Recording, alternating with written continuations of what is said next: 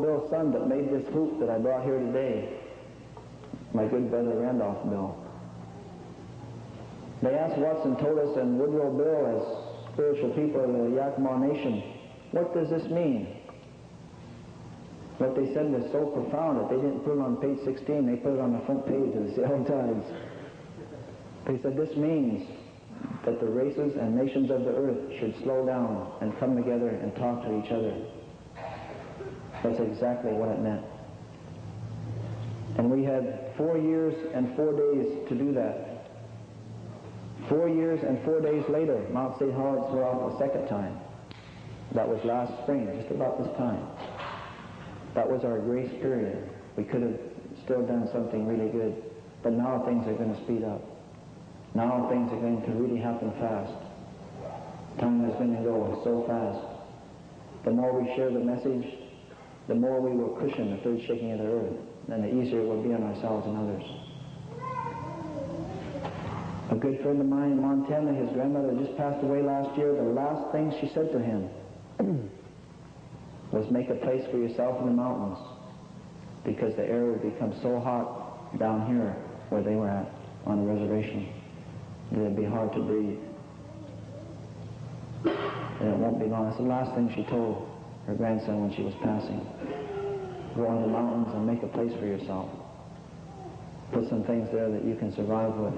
The people are going to run to the mountains to survive, and the native people must be ready for this.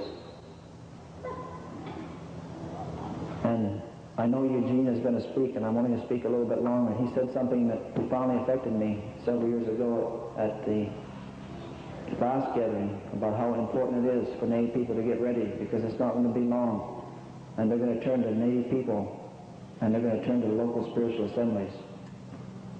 I know there's a lot of local spiritual assemblies that don't meet, and they think, well, we don't really have that much business, but it's not going to be long. The earth is going to turn to you. Blackout, I believe, foresaw this, and he said there will be a hoop of many hoops that will circle the world. So this is that time. We are now within the purification of all things.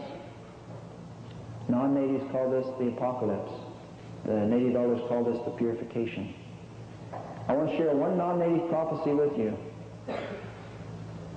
There was a prophet, or a seer, not a prophet, but a seer in Europe. His name was Nostradamus. I'm sure many of you have heard of him. He foresaw 3 great shakings of the earth. He said the third shaking would begin when Lesser Arabia and Persia engaged in a war.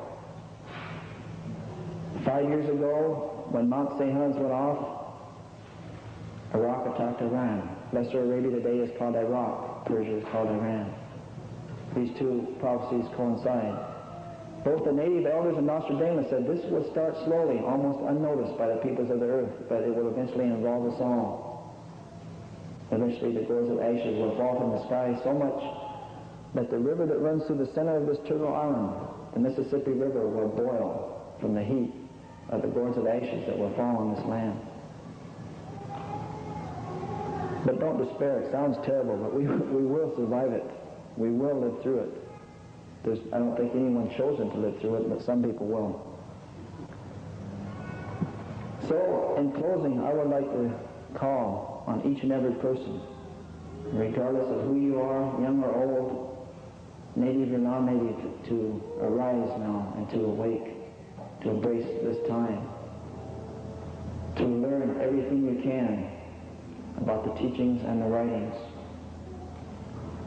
to arise and awake and go forth, all the peoples of the earth. You're going to find them. Peoples everywhere are now receptive to the message. This year is a year when that is really going to start, I believe, myself. Arise and awake. That's a phrase from the Dhammapada of Buddha. It is time to arise and awake, go forth and teach, walk the road. We call it the Good Red Road, the road that runs north to south.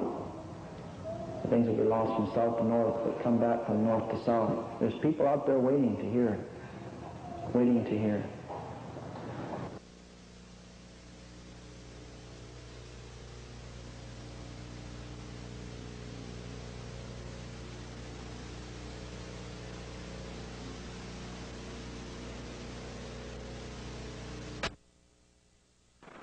Without skills or training, many have become victims of. Now, Indians